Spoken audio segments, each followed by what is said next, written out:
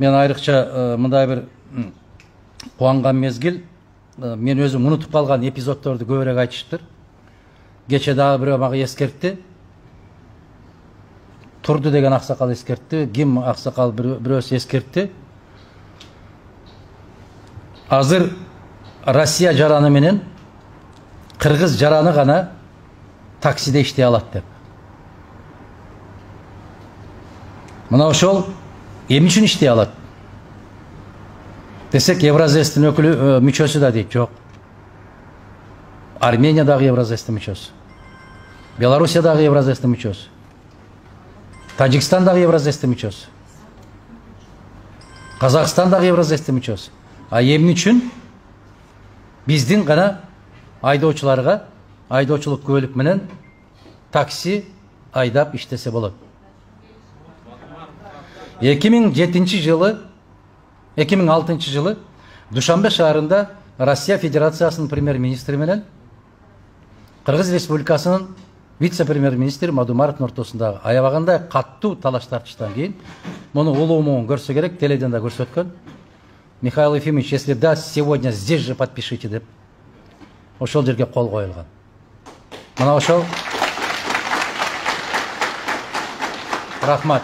Мына ошол жерден, ошол убакыттан баштап Кыргызстандын окуган дарыгерлери, инженерлери, ар кандай кесиптин ээлери болсо дагы, ошол кесиптин ээлери келип Россияга кайрадан кошумча каражат кетирип, окуп, билим албастан ошол аттестат менен, ошол диплом менен жумушка кирүү мүмкүнчүлүгүн алып калгандыгы ушундан турат.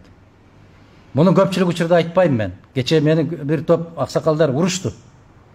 Айтпайм деп отуруп албастан ушунун баарын жар салыш керек деп. Жок. Неге? Мен элдин ыраазычылыгын издеп жүргөн жокмун.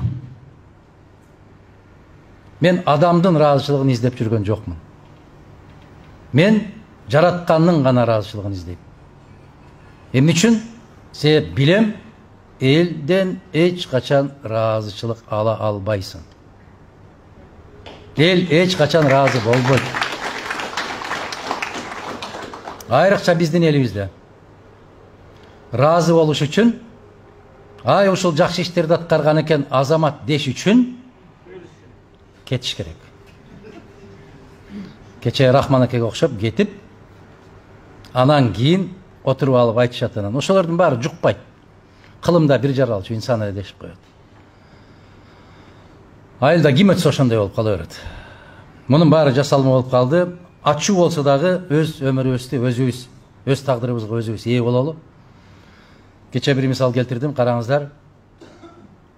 Бүтүндөй жырткычтардын атаманы болгон Аюуну караңыздар. Жырткычтардын падышасы болгон Арстанды караңыздар. Аябай күчтүү болгон, Байбек болгон Жолборсту караңыздар. Бар ушундай бир тиштем эт үчүн, же бир момундай томолок кант үчүн циркте миңдеген адамдардын алдында бийлеп атат. Бир эле момундай эле кубик канты Аюунун оозуна салып койгон. Ыраазы. Бирок бир тайды тирүүлөй алдына карматып койсоң дагы, карышкыр 1 мүнөттө сага ойнобойт. Ачка жатып өлсө дагы ойнобойт. Эмнеге? Себеп көкүрөктө сезими бар. Кул болбойм деген сезими бар. Мен өз каалоомду жасайм деген сезими бар. Рахмат.